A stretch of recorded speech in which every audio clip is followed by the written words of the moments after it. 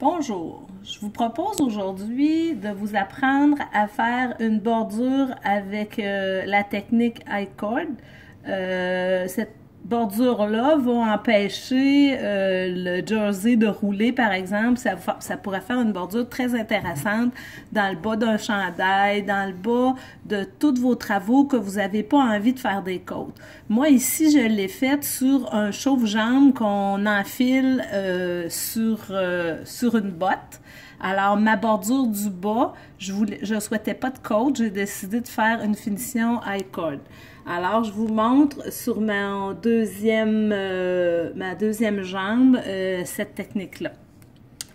Alors, ce qu'on fait, c'est qu'on prend une laine de couleurs différentes si on souhaite, ou de la même couleur, mais il faut qu'elle soit de la même grosseur, idéalement qu'elle soit de la même grosseur, et puis avec des broches de la même grosseur qu'on a tricoté notre projet. On va avoir besoin d'aiguilles à double pointe pour faire cette technique-là parce qu'on va devoir aller travailler aux deux extrémités. Alors, je me monte 4 mailles.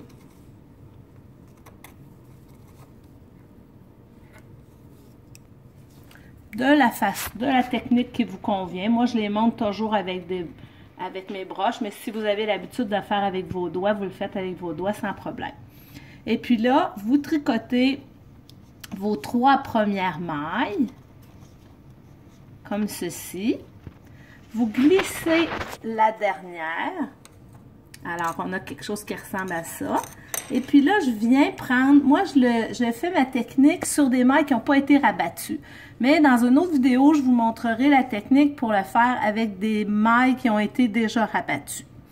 Ça peut tout aussi bien se faire, il faut juste aller relever les mailles, là, tout simplement. Mais moi, je trouve ça plus facile quand c'est pour faire à une extrémité d'un projet. Alors, je viens tricoter la première maille qui est sur mon projet. Et puis, je fais un surjet, c'est-à-dire que je viens prendre la maille glissée, que je glisse par-dessus ma maille que je viens d'aller tricoter. À ce moment-là, je laisse mes mailles en attente et je viens reprendre mon travail à ce bout-ci. J'ai terminé ici, je viens retricoter de façon à ce que ça va former comme un cordon dans la bordure de mon projet.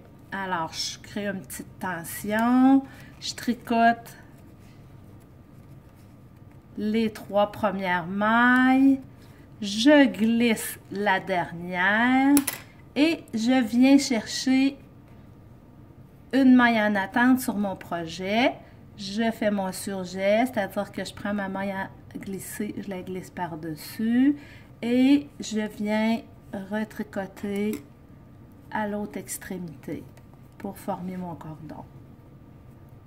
Je vais vous le refaire encore quelques fois pour que vous puissiez voir avec précision ce que ça donne.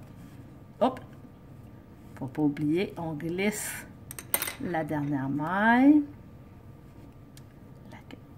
Je vais me chercher une maille en attente. Je passe ma maille glissée par-dessus et je retourne à l'autre extrémité.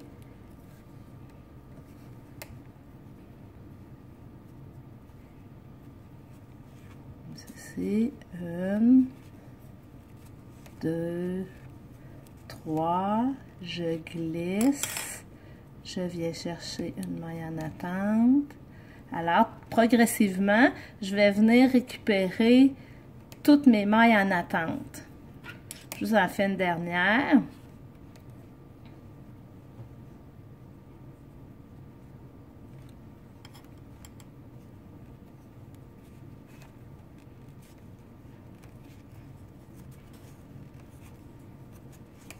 Je glisse, je viens chercher une maille en attente, je passe ma maille glissée par-dessus, je me retrouve avec 4 que je viens tricoter à l'autre extrémité pour former mon cordon.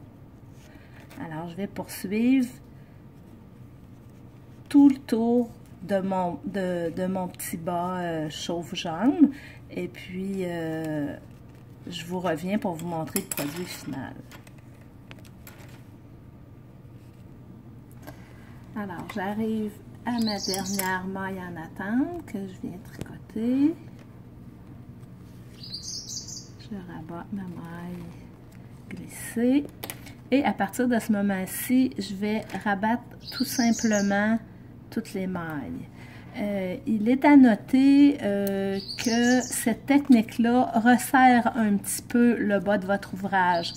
Alors, c'est important d'en tenir compte, là, si vous ne voulez pas, par exemple, dans le bas d'un chandail que ça referme trop, bien, travailler de façon un peu plus large ou prendre des broches légèrement, un numéro plus gros par exemple, pour créer un ouvrage un peu plus large. Alors tout simplement, ce que j'aurai à faire à ce moment-ci, c'est couper ma laine et venir rentrer mes laines, puis venir faire un petit tac pour réunir mon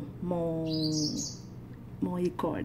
Alors ça me donne une belle bordure qui ne roule pas, qui se tient bien. Ça pourrait être utilisé dans le bas d'un chapeau, à peu près n'importe où, là, dans le col d'un chandail qu'on veut pas de côte, dans le bas d'une manche. Ça fait une belle finition originale, puis c'est facile à faire, c'est très agréable.